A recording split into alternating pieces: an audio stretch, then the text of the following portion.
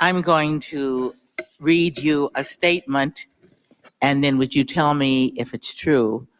The United States State Department, which never negotiates with terrorists, has sufficient cozy contact with the Haitian rebels to convince them to delay their onslaught on Port-au-Prince.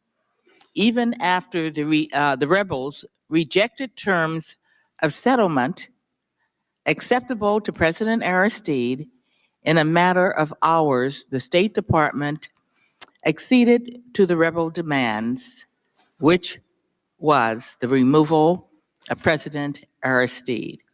Would you say that's a true statement, or would you say it's not? That statement's false. All right. Now, does the State Department deal with those who plan coups d'etats or overthrow of legitimately elected democratic governments? No, we do not. What kind of conversation did you have with the leaders or leader of the rebel groups? None.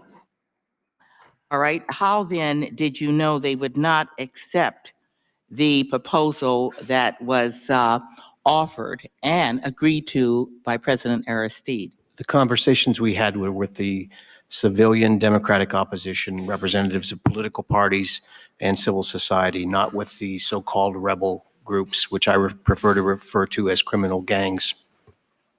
Apparently, it is a criminal gang member, Philippe, that has threatened other duly elected officials if they don't attend a meeting. I understand less than 24 hours ago this statement was made, and I understand this person has been responsible for the deaths of hundreds, if not thousands, of Haitians in the past.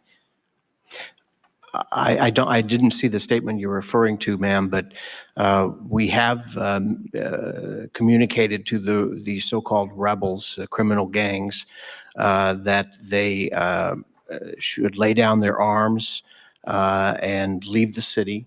Before they reached the city, we had public statements that said that they would be held responsible if they came into the city for the violence that ensued, and the international community would hold them responsible for that. They said that they saw those statements, among other things, on the internet, and said that they were not coming into the city. They immediately proceeded to come into the city. So they are not responding to the statements, the expectations that we've made of them, in these public statements. But as the international community is able to put more security forces on the ground, these folks will have no choice but to respond and to comply and to pull out of the city.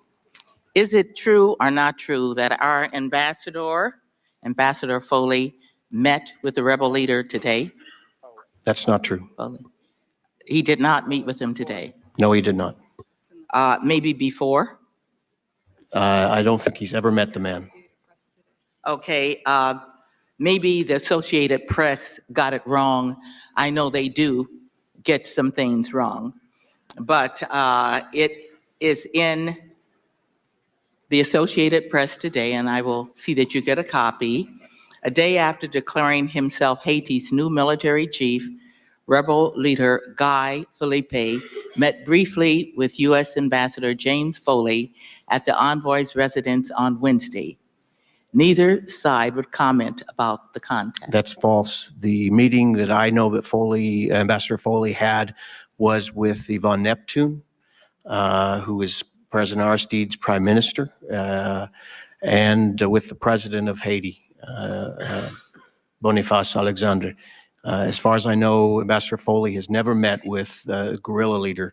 The leader of the U.S. military contingent met with Philippe briefly this morning to tell him that he should lay down his arms. What did you just say? Repeat what you just said, the last sentence. The head of the U.S. military contingent met with Philippe this morning to tell him to lay down his arms and leave the city. Under whose authority? Was that under the ambassador's authority? No, that man does not work for the ambassador. Who directed he is what he is doing in the interest of the security of U.S. forces is to tell this man to leave the city to prevent any sort of a confrontation. If he doesn't leave the city, he'll have to respond to the force of the international community, and that was the simple message to him.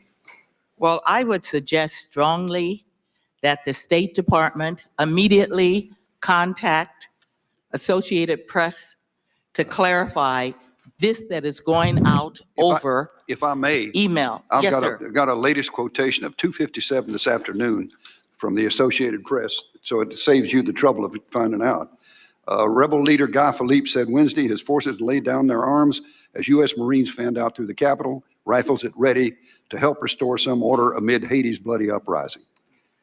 And now, it could, I mean, it's the same Associated Press that you agreed wasn't too smart, so. Mr. Chairman, if you will allow me just to finish my question, and it probably is more like a statement. I have listened for the last hour or so to an assault on a president that was duly elected in a democratic Ma'am, process. I hate to be impolite, but we didn't let anybody else have additional time, so it doesn't seem Well, right. you We still kind gotta- of took some of my time, but you're the chair.